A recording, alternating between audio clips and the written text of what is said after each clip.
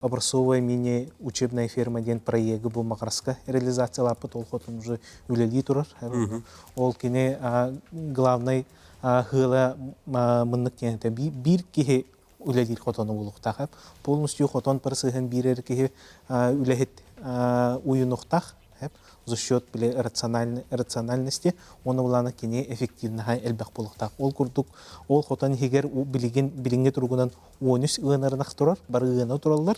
Хеп онна хыллагы үт производствота 6 тонна тиекте. Хеп очау буланын бу бир үлехет хылга 6 тонна үт продукция оңорон тахарар. Хеп онна катчыга тахардакынан аңардас 6 миллион.